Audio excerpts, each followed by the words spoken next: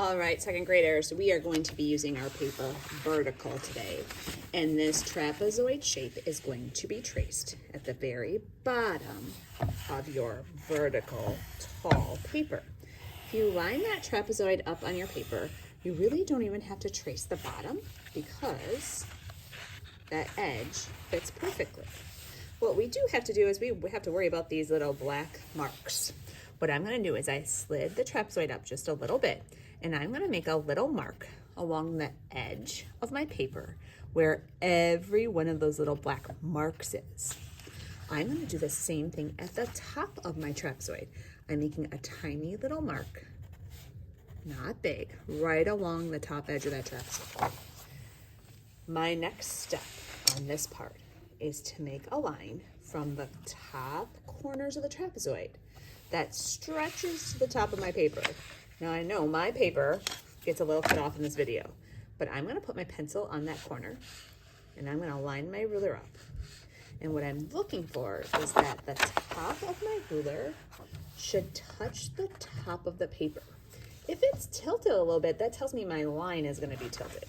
So I'm worried about the corner of the trapezoid and my ruler touching the top of my paper, and I'm gonna draw a line. Corner of the trapezoid, a line that touches the top of my paper. And what I've done is I've just created a space that looks like a floor, the sides of the room, and the back wall of the room. When you've completed those steps, you're gonna come up to the rug. The next step, we're going to use our ruler like we've used probably earlier this year. It kind of connects to our wreath project. I lined my ruler up with the top of the trapezoid. I'm going to draw a pencil line on the other side of the ruler, the bottom of the ruler. I am gonna move my ruler down. I'm gonna line it up with that pencil I just made. And I'm gonna draw a line underneath it. I line my ruler up with that last pencil line and make a line on the other side. So it's important that you're not just moving it and making the lines whenever you want. They're touching. The ruler's touching that last line, then I can draw my next line. The ruler's touching that last line, then I can draw my last line. All right, that is part 2. Part 3 is a connect the dots. You are going to connect your ruler dots from this little mark to the bottom row mark. There should be 7. 1, 2, 3, 4, 5, 6, 7 at the top, 7 at the bottom. I'm gonna put my pencil on that top dot. I'm gonna scoop my ruler over and it stops it.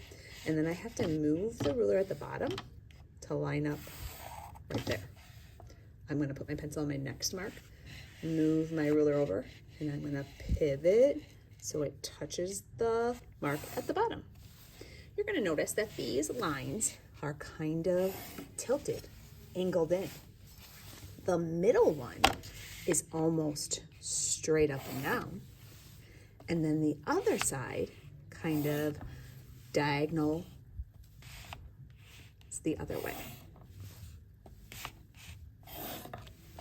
All right, once you've completed those steps, you are going to Sharpie outline all of your pencil lines.